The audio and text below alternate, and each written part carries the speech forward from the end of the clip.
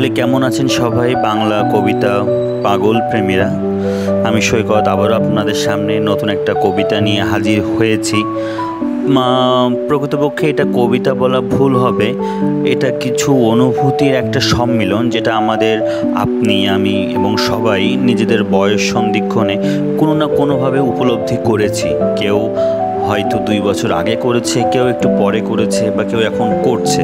সেটা সম্মিলন করে সম্মিলিত একটি ভাবকে আমি 3-4টে ধাপে ভাগ করে আপনাদের সামনে প্রস্তুত করার চেষ্টা করেছি। তাহলে শুরু করা যাক। আজকের কবিতার নাম অভিজ্ঞতার অজ্ঞাতবাস। প্রথম যে উপলব্ধিটা সবারই বয়স সন্ধিক্ষণে আসে সেটা হলো একটা প্রেমের অনুভূতি। সেটা বিভিন্ন মানুষের সাথে হতে পারে, বিভিন্ন কারণে হতে পারে। আমি বিষয়টা ব্যক্ত করেছি এইভাবে: প্রেম, তোমার আঙুলে দুঃখ লাগেনি, নখে স্বমহিমায় শুধু সুখী ছিল। তোমার নেত্রোদয়ে রাত তো ছিলই না, ভোর সকালের স্নিগ্ধ শুধু রোদ ছিল। প্রেমের পরে যথারীতি বিরহ তো আসবেই। বিরহ, আকাশে জড়ো হয়েছে যত বিষাদী মেঘ, কেউ কিন্তু ছিল না ততটা কালোময় অন্ধকার।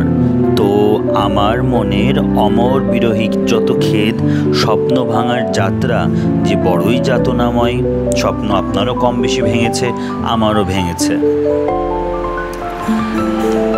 স্বপ্ন ভাঙার থেকে, বিরহ থেকে উৎপত্তি হয় আবেগের।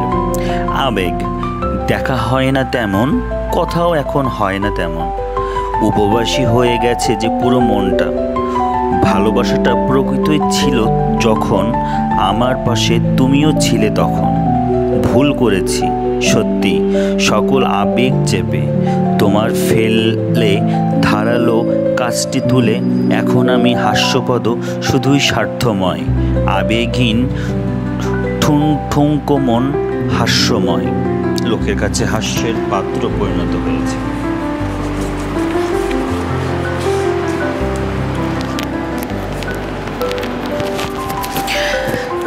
মানুষ ধীরে ধীরে তারপরে বাঁচতে শুরু করে এবং স্বপ্ন দেখা শুরু হয়।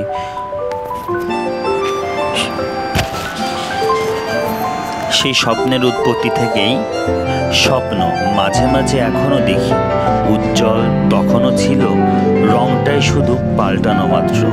আগে ছিল নিগুড় সবুজ গাঢ়, এখন তো সবটাই উল্টানো, শুধুই কালো। অতপর জীবনে কি ঘটে চলেছে? অতপর এক জীবনে এত কিছু, প্রকাশিত আলো, আবার এত একসাথে শত শত কালো। প্রতীক্ষা ভালোবাসার ছোট ছোট আলো, কত স্বপ্ন না দেখা রঙিন সুখগুলো ক্ষয় হয়ে যায় সময় শেষে। কান্না হাসির সময় পাশ কেটে ফিরিয়ে গেলে তো বলতেই হয় ভালোই ছিল ক্ষণগুলি আশা বাঁচিয়ে। আশা করি কবিতাটা গদ্যময় এবং আপনাদের এই অনুভূতিগুলোকে আপনারাও আপনাদের স্মৃতিচারণে কোনো না কোনো সময় অবশ্যই স্মৃতিচারণ করবেন।